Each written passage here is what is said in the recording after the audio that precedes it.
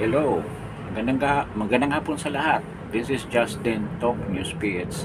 Magandang gabi sa ating mga subscriber at sa mga nagsuporta, patuloy na nagsuporta sa channel na ito. At doon sa viewers natin na hindi pa nakapag-subscribe, kindly subscribe, then like, at kung gusto niyo itong video na to, you share it with your friends. Maraming salamat sa pagdalaw ninyo rito sa channel na ito. At ngayong hapon na ito, meron tayong topic na gustong i-discuss, gusto nating pag-usapan. Actually, this is after sa inauguration ni President-elect Donald Trump. President na siya, President Donald Trump of the United States of America. Dito sa topic natin, sinabi ko good news, mabuting balita, dahil the President orders the restoration of the freedom of speech and the pagtigil to stop the censorship of the press. Yan ang unang mabuting balita na natanggap natin. Natanggap nila. Then the second one is the pigilan ang weaponization, ginawang kasangkapan o armas ang mga ahensya sa gobyerno, government agencies in oppressing against the perceived adversaries of the government. So, napakagandang mga balita yan, na ginawang executive order ng Pangulo. Pero ang bad news, hindi natin Pangulo sa Pilipinas ang nag-issue niyan. Ang nag-issue niyan ay ang bagong presidente ng United States of America na si President Donald Trump. How we wish na we will come up in the future malalasahan natin ang moment na yan na maging totoo na babalik ang press freedom sa ating bansa at ang pagpigil sa media sa kanyang gampanin being the fifth state na magtaguyod ng karapatan ng free at libreng pagpahayag sa iyong mga opinyon at damdamin openly sa kaalaman ng mga mamamayang Pilipino. Ngayon, marami nagtatanong, bakit mo masabi yan? Wala na ba tayong press freedom ngayon? Saan ba kayo nakatira? Ayun, may sumulpot na tanong, sino pala nagbigay ng executive order na yun? Si President Trump, hindi si PBBM. yun ang bad news noon. Ang good news, the American citizens are very lucky and very hopeful na itong mga promises na binigay ni Donald Trump ay gampanan niya at magiging totoo, magiging maramdaman ng mamayang mga Amerikano diyan sa United States. I think naman si Donald Trump has really the drive, the mission to accomplish all that what he promised in his speech during the pre-inauguration speech niya at saka during the signing of the EOS.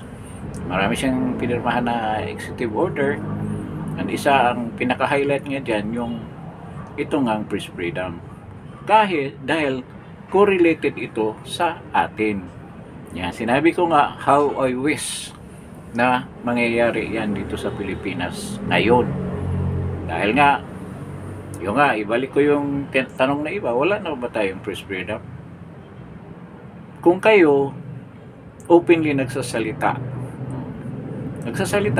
Kung anong medium ninyo, or social media, or radio, or TV, napansin ba ninyo na mayroong direktang criticism ang ating mainstream media sa presidente?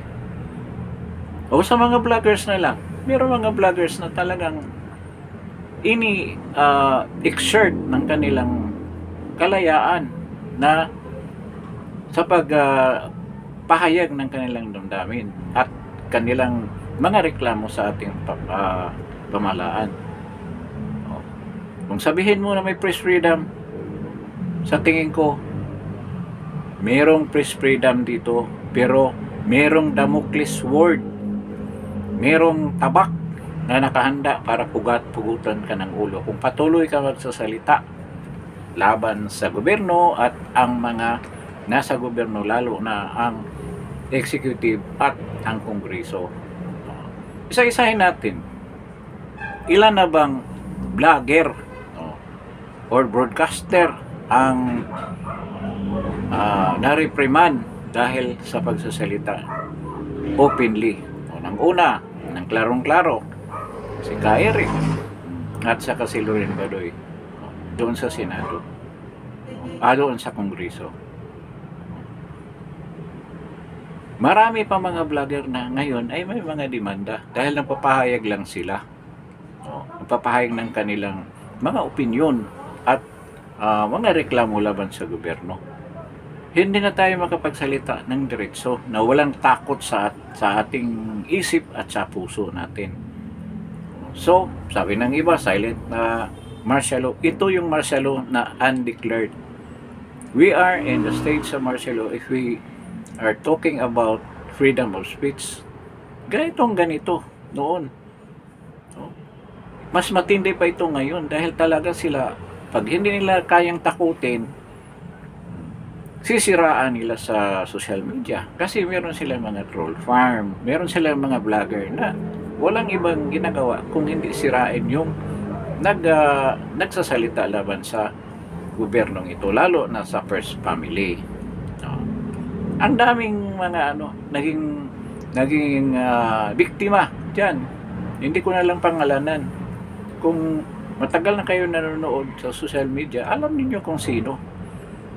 Ngayon, itong ginawa ng Quadcom, is that a sign of freedom of speech? Tingnan mo si Abante, mismong Vice President, sinasabihan niya na answer yes or no only. Kita mo yan. Ganyan din si Dan Fernandez doon sa Pogo hearings, sa Quadcom. Answer yes or no. Ganyan sila ka-arrogante. Martial law yan. Curtailment of the freedom of speech yan.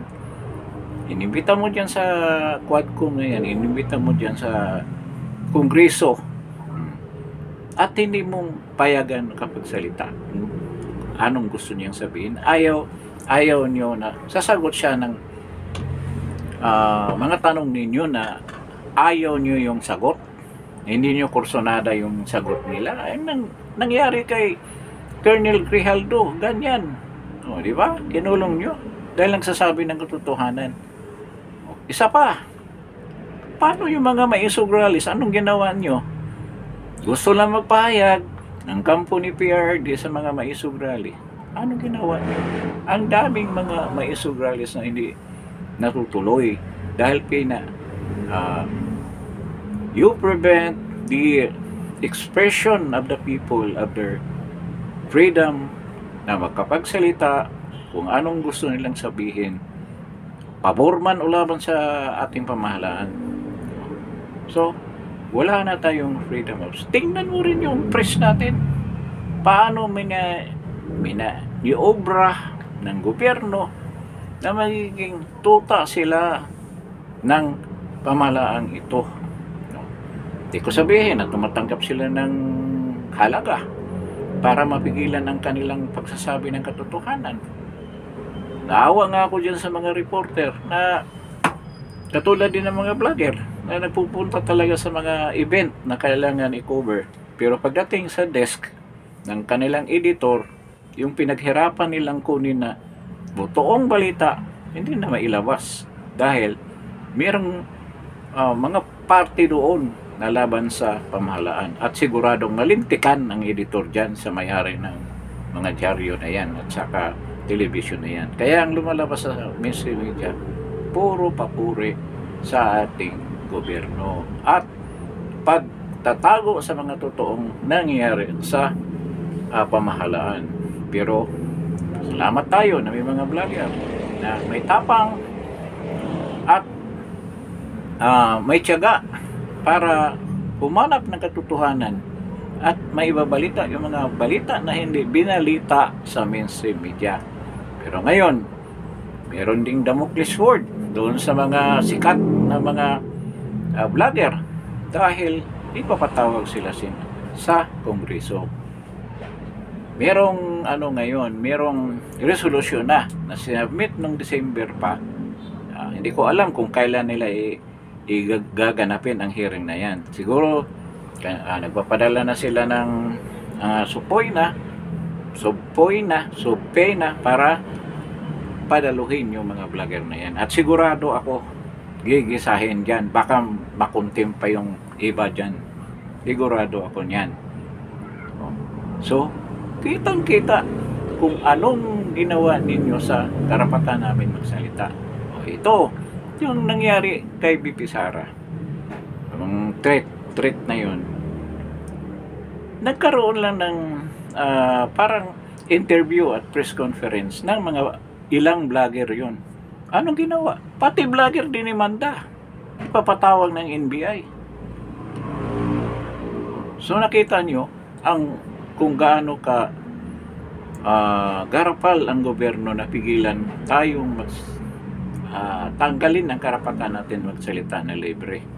Na gusto nating sabihin. Tapos magyayabang sila. Tayo, this is a free country. This is a democratic country. Ganyan magsalita si PBBM.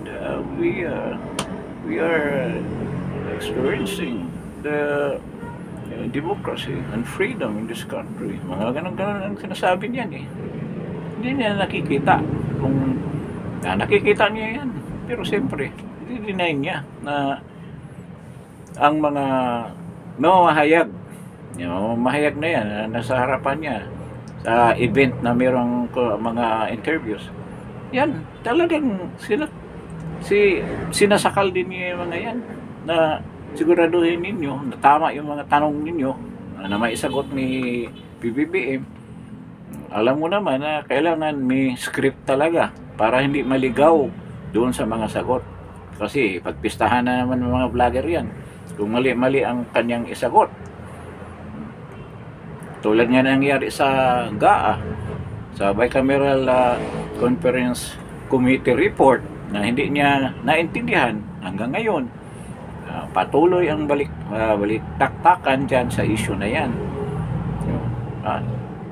Alam na ng mga tao kung ano ba talagang nangyari. So, makita natin talaga itong pamahalaan na ito is going to the dogs talaga.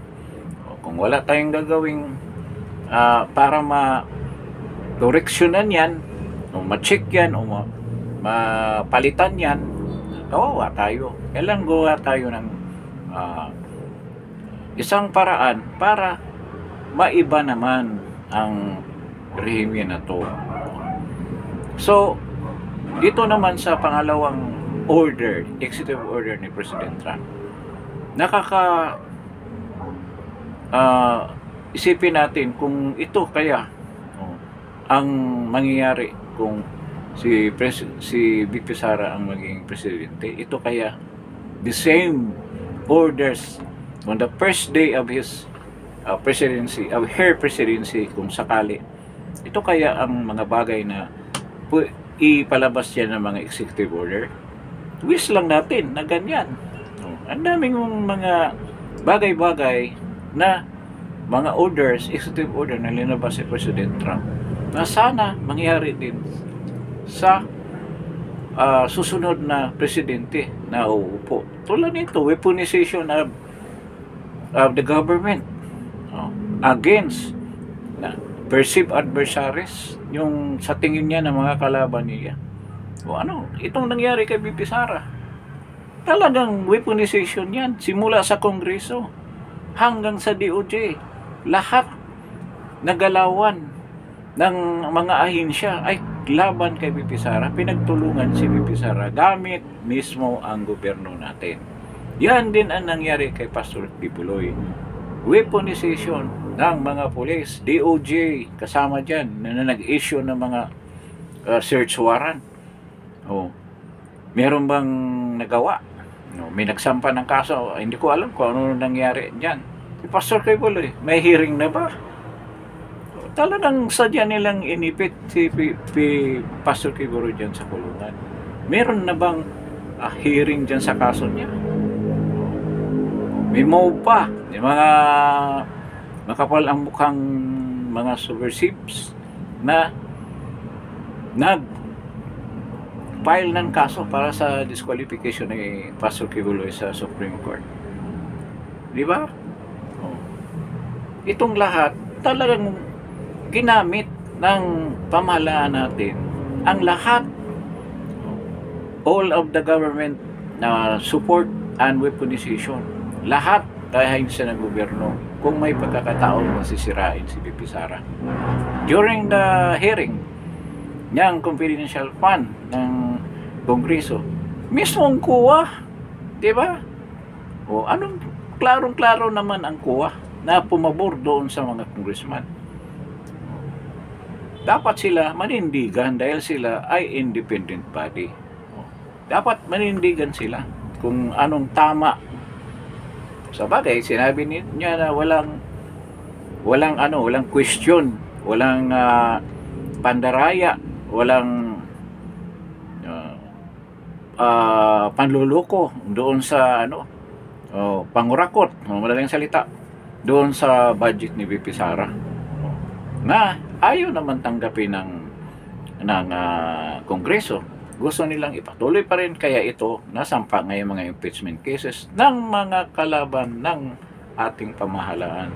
Nakita mo, kalaban nating pamahalaan, 56 years nating kinakalaban niya mga yan. Ngayon, kasama na sa pamahalaan at yun pa ang namumuno dyan sa impeachment. Sinong pumayag niyan? Di Kongreso din.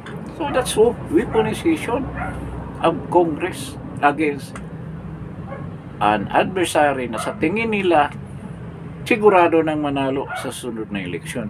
At sorry na lang sa kanila kahit anong gagawin nilang paninira. Kahit na yung mga survey nagsasabi na bumabagsak ang rating ni BP Sara, wala yang katotohanan. Kasi tanungin mo ang mga Pilipino on the streets, isa lang ang maririnig mo sa kanila at patuloy ang suporta nila ni BP Sara dahil naniniwala sila sa katapatan at gagalingan at ang pagiging matalinong leader ni BP Sara. Kaya hindi natin mapasabulian yan. We cannot deny that na yan ang reality. Kahit anong mga binabato sa kanya, ganyan pa rin ang kanyang status sa pag-iisip ng mga tao. Nandiyan pa rin pagmamahal ng mga ordinaryong mamamayan kay BP Sara. At yan ay mahirap tibagin. Nakaugat na yan. Yung paniniwala na yan. Ngayon, ito nga, yun ang mga prominent na correlated dito sa pangyayari sa atin. Weaponization tsaka yung restoration of the freedom of speech. Sa US naman, alam mo naman na talagang kunting talagang sasabihin nila. Kaya ngayon, ang pakiramdam nila na nawala na yung freedom of speech nila, talagang sinasabi nila. Pero wala yung sinabi dito sa Pilipinas. Sobra. Napakaswerte ng mga Amerikano kung ganyan ang gagawin ni President Trump. Dito, napakalungkot ng buhay ng future natin. Ngayon, bukod pa sa inflation, President Trump promised to fight inflation.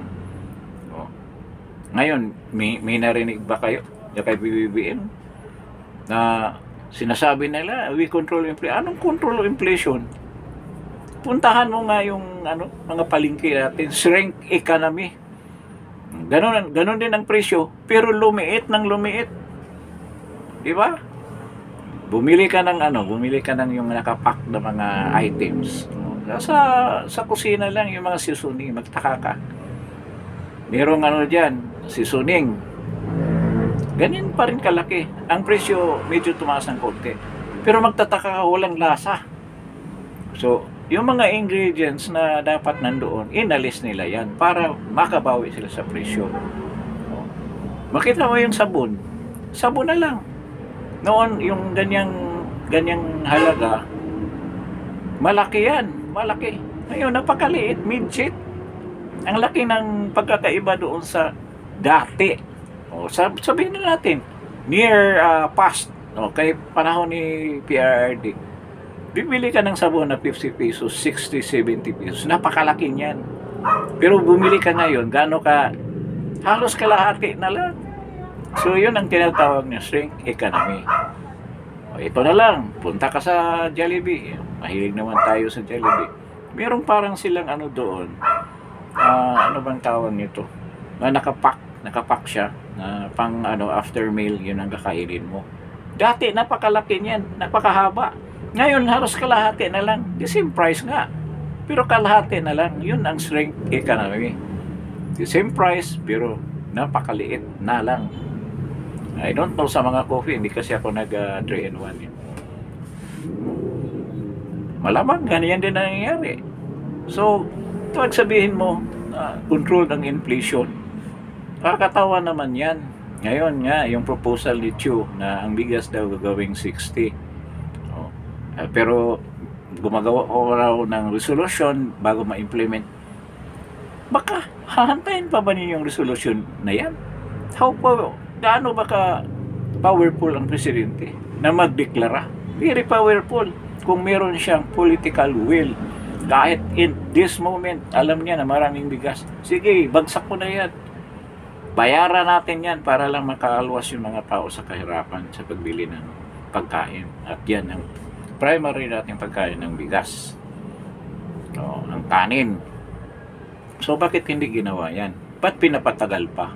Gustong paabutin sa election season. Yun ang madaling salita.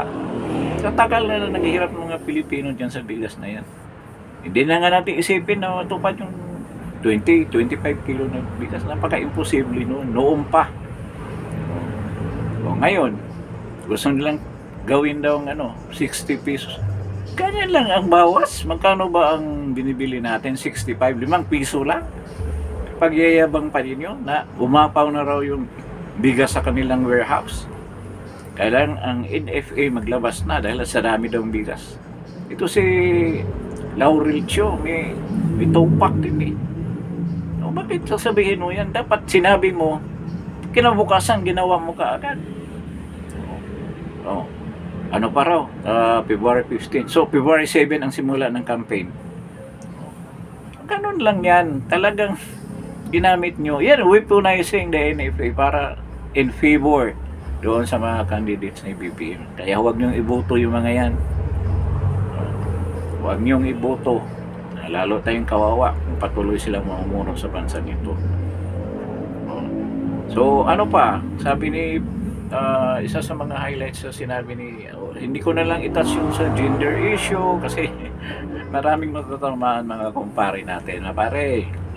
Pare-mare. Kasi yan, patuloy ang mga debate naman sa coffee shop. Ganyan eh. Ganyan ang debate eh. Sigawan pa eh. Sabagay, friendly naman ang debates na yan. Pero, para sa akin, hindi ko na i-discuss yan. Naturiti na ako sa issue na yan eh, regarding the gender.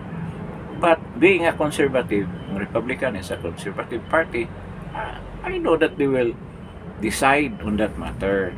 Finally, kasi marami ring rokos dyan sa US, sa states with regards to that issue. So, para finally, merong guideline ang government kung paano i-treat yung mga, kasi merong mga mga circumstances na nangyayari sa offices, sa mga mga restaurants, mga ganyan cases, malls, ganyan. Katulad din dito sa Pilipinas with regards to the treatment ng mga third sex, no, nandyan sa ganyang gender. But hindi nga, ayaw na i-recognize ni President Trump yan. There are two genders na lang daw ang US, that's male and female. So I don't know how those who are advocating LGBTQ, kung paano nila i-treat yung issue na yan.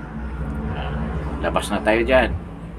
So another issue na talagang we have that can affect also the status of the geopolitical position of the Philippines is yung sinasabi niya that I'm a pacifier, I'm a peacemaker. O, klarong-klaro yan, ha?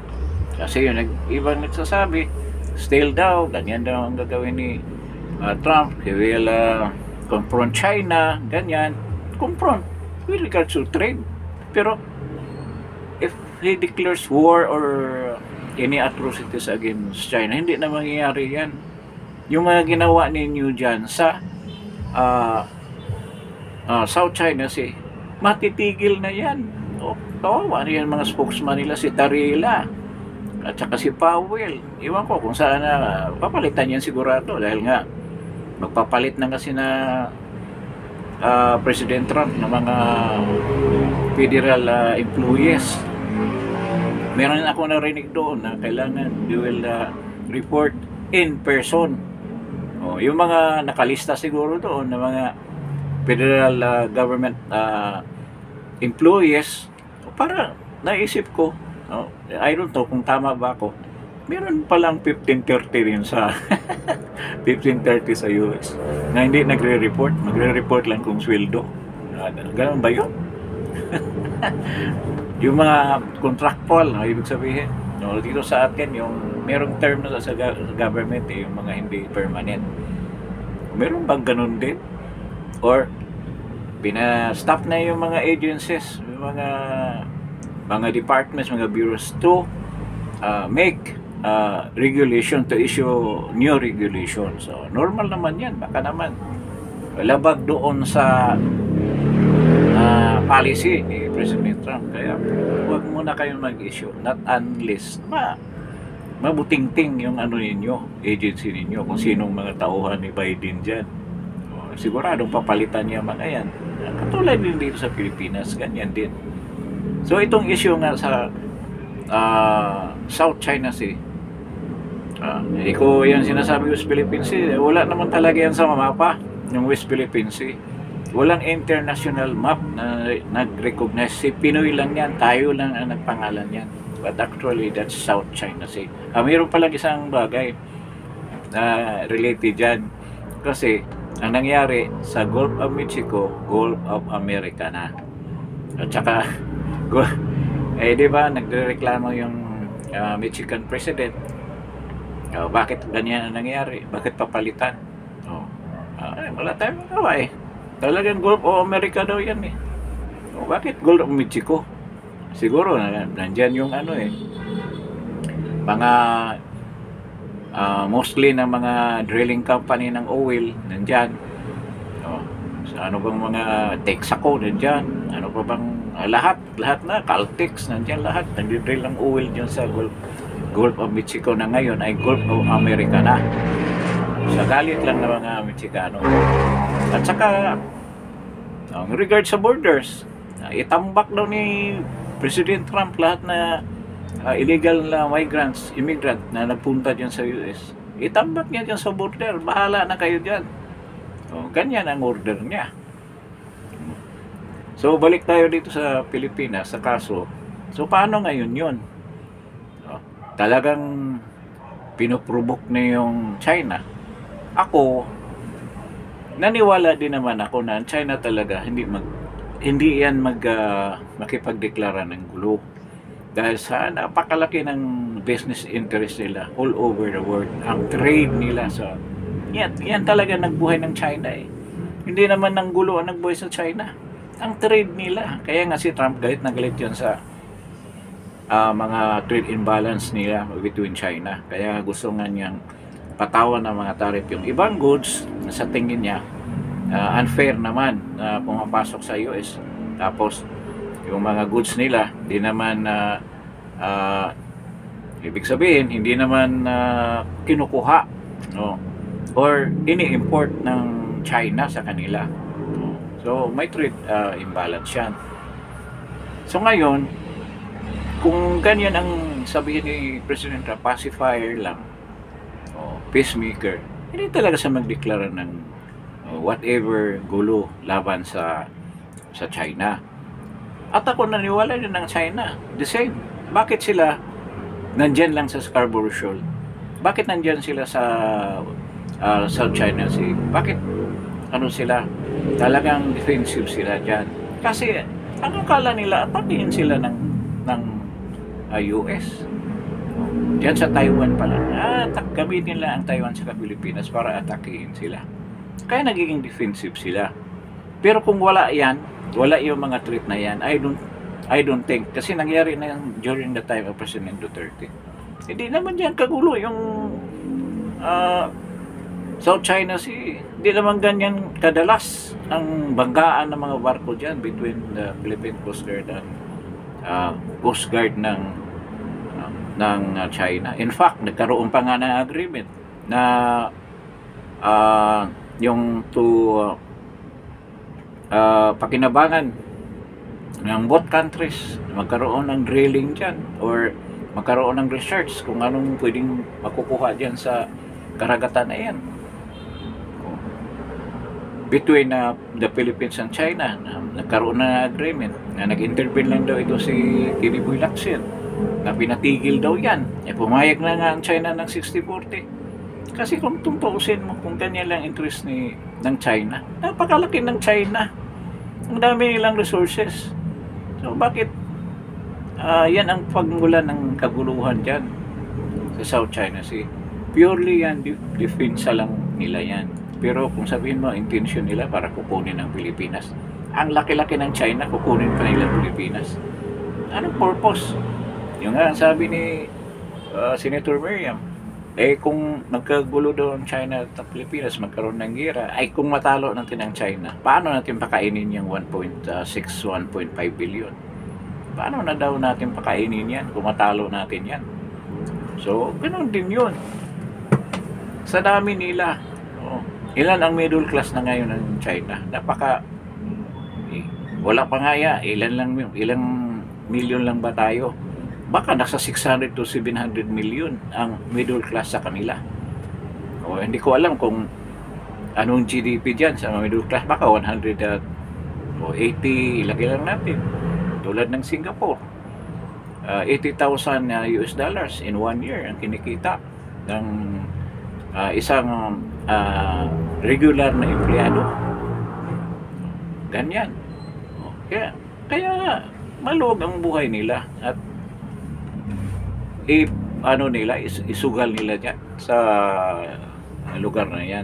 Kaya kung magiging hindi na provocative ang gobyerno natin, kakalma na ito si BBM, may mga balita pa nga medyo negative daw ang impression noon pa naman ni Donald Trump kay BBM.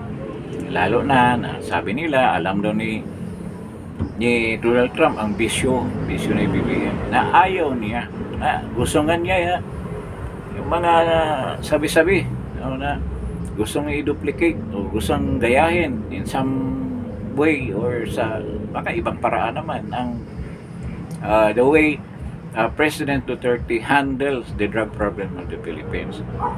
Siguro kasi si President Trump naman is aiming for para talaga mapabuti yung MAGA niya. Sinabi niya hindi naman naging great kaya yung una kasi niyang term, yan ang lagi niyang sinasabi, make America great again. Pero hindi naman naging great daw noon. Pero niyan, maraming argumento sa term na yan. But ang ibig sabihin, yung mga bagay-bagay na Ngayon, ginagawa ni PBBM, yung missile, I don't know, yung Typhoon missile, kung i-withdraw ba yan. But I think, nandiyan naman si Marco Rubio at alam naman natin anong treatment ni Marco Rubio sa political relation between China and the US. Medyo antagonistic siya diyan sa China. Pwede hindi mawala yan. Pero yung mga actions, mga ginagawa nilang provocation against the Chinese Navy and the Chinese Coast Guard, sigurado ako mawawala na yan. Hindi na tayo matatakot. It might trigger a war or a conflict in that area. And we're hoping na ganyan ang mangyari. Na hindi na tayo ganyan ka-agresibo para lang makuha natin ang atensyon ng buong mundo na mali namang sistema o paraan para tayong pinapalabas na tayo ay bugbog sarado, nakakaawa. At marami namang hindi ako pabor ng ganyan. Bakit hindi tayo tatayo? O kung talagang mga dugong bayani tayo, tatayo tayo para sa karapatan natin kung yun ang gusto natin. Pero pwede naman pag-usapan yan tulad ng ginawa ni President Duterte. Nag-uusap na nga sila. At ano nangyari? Busog tayo sa mga proyekto galing sa China. Ang mga investment ng mga Chinese government dito. Ngayon, ang nakikinabang ang mga kapitbahay nating bansa na ngayon, unti-unti nang gumagapang para tayo maalpasan sa position, economic position, at saka lahat na progress na sa kanila na wala na sa atin. Sana naman itong ginawa ni President Trump na ibang direksyon ng US dito sa policy niya, dito sa with regards to the conflict dito sa China, between China and the Asian countries, sana mag-ibayan at magiging positive para sa bansa natin. Kasi mawala na yung sigalot na yan na kinatatakutan natin ang mangyari. Lalo na nandito na yung di-install the Typhoon missile launcher dyan sa Lawag at we don't know sa ibang mga bases pa, mga EDCA sites. So, isa yan sa mga relieving, nare-relieve tayo ng konti, but we don't know in the coming days, in the coming months, kung anong development na mangyari dyan. So, bantayan lang natin. We have some groups naman na very active, mga anti-war advocates, and they are very active with regards to that problem. Talagang pinag-usapan nila lagi sa mga sites nila. Ngayon, ano kayang action ni PBBM? It seems na na-leave out siya. Natural, hindi naman siya ma-invite. Kahit nga yung mga in-invite talaga yung sa tingin ni President Trump na may may pakinabang siya. At sa tingin niya, maayos ang status ng mga countries na nahaawakan, na pinupunuan ng mga leaders na yan. Meron silang meron silang analysis diyan sa mga leaders na yan. Mga sitwasyon ng bansa, sila ang namumuno. So, yun ang mga considerations nila.